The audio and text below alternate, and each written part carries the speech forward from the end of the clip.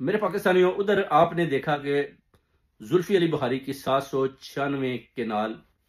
वो जो जमीन है वो कहता है उस पर भी कब्जा हो गया है। ठीक है जी। तो उधर अगर जुल्फी बुखारी की 796 कनाल जमीन के ऊपर कब्जा हो जाता है तो बेसिकली ये एक, मैं कहता हूं कि खान के साथ वफादारी निभा रहा है, वफादारी। और वफादारी में उसके घर के ऊपर भी यानी कब्जा और अराजी के ऊपर भी कब्जा, या उसको भी नीलाम कर दिया जाएगा या कर दिया गया है। इस तरह की खबरें भी आ रही है, जिसका जुल्फी बुखारी ने भी बताया कि 796 केनाल अराजी पर उन्होंने नीलामी लगा दी है। अब अवाम और कौम, ओवरसीज कम्युनिटी, वो कहते हैं जी कि ये जमीन इतनी आई कहां से, ये कौन सी डील हुई जिसका किसी को पता नहीं था और इतनी ज्यादा जमीन ये जुल्फी अली बुखारी के पास आई। क्या खान साहब को इसका इल्म था?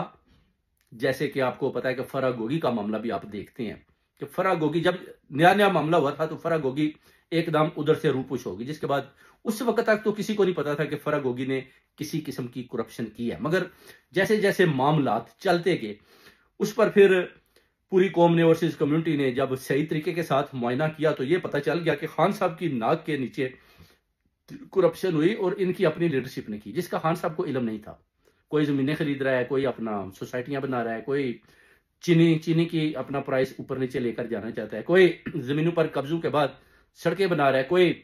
अपना जो ब्यूरोक्रेट्स को इधर उधर लगा रहा है, किसी को कोई बड़े बड़े ओहदे दे रहा है, पैसा चल रहा है। पैसा, वो पैसा किधर है? वो पैसा अगर फरा गोगी ले गया, उस पर इल्जाम आते तो फिर फरा गोगी को पाकिस्तान से भागना नहीं चाहिए था।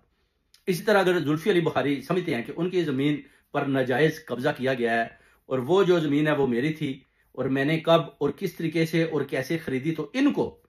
उस जमीन के सबूत मुहैया करने चाहिए या उधर जाकर मुकाबला करना चाहिए। क्योंकि जब आप,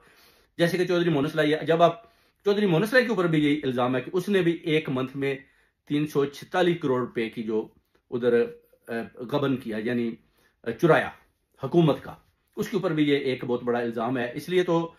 चौधरी मोहन सलाई भी स्पेन में बैठा हुआ है। अब देखना है कि अगर आप इंसाफ की तलाश में हैं, आप समझते हैं कि हम सच्चे हैं और ये लोगों ने हमारे ऊपर गलत इल्जाम लगाए हैं, तो फिर इनको चाहिए था कि मुकाबला करते। अगर आप उस मुल्क में जिसमें आपके प्यू दादा पिछले 77 साल से सियासत कर रहे हैं और आप उस सियासत में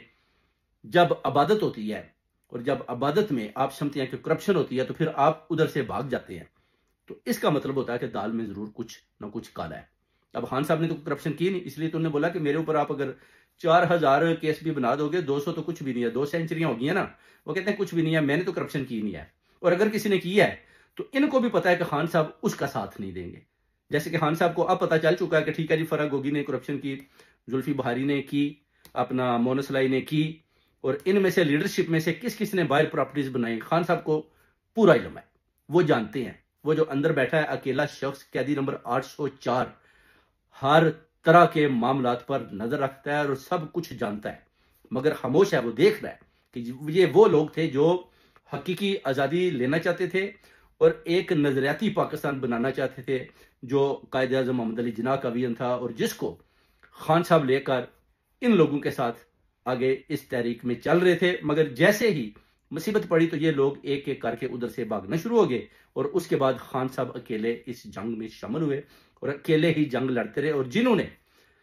फायदा उठाया, जो बेनिफिशियरी थे जमीनें बनाने में, पैसा बनाने में, कब्जा ग्रुपों में,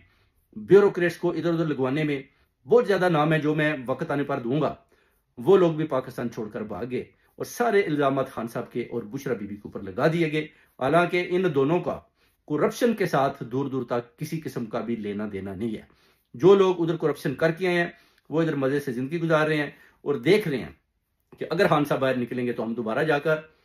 बेनिफिशियरी बनेंगे, बताएंगे कि हमने आपके लिए बाहर बैठकर बड़ी जदोजहद की, हमने बाहर बैठकर आपके लिए इन सारे जर्नैलों को ललकारा, हमने बाहर बैठकर इस जैली हुकूमत को ललकारा, हमने बाहर बैठकर आपके विजन को लोगों तक पहुंचाया, आपके पैगामात को लोगों तक पहुंचाया, और हमने बाहर बैठकर बड़े बड़े प्रोटेस्ट किए और लोगों तक वो पैगामात पहुंचाए जो आप खुफिया जेल के अंदर बाहर पहुंचाना चाहते थे, जिसके बलबूते पर पूरी दुनिया यानी पूरी कौम बाहर निकलती थी और हम उन प्रोटेस्टों में शामिल होते थे। तो इस तरह लीडरशिप में से आप देख लें, कुछ अमेरिका में, कुछ कनाडा, यूरोप और लंदन में बसेरा कर चुके हैं। मगर जब आप इनको बोलें कि आप जाएं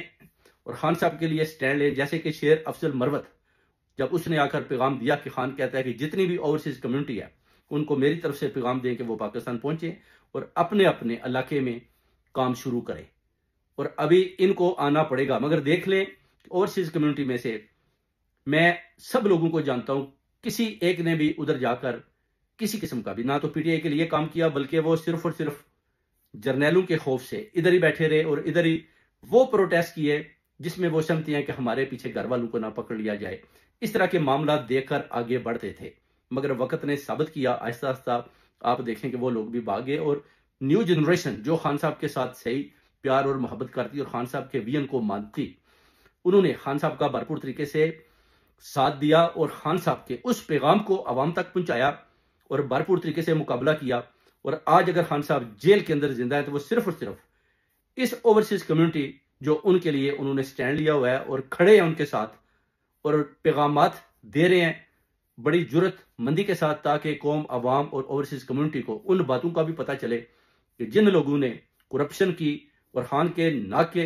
नीचे करप्शन की, जिससे खान ला इल्म था और वो केसेस खान के ऊपर झूठे बनाकर ये लोग भाग आए और उसका सारा खमियाजा खान साहब को भुगतना पड़ रहा है।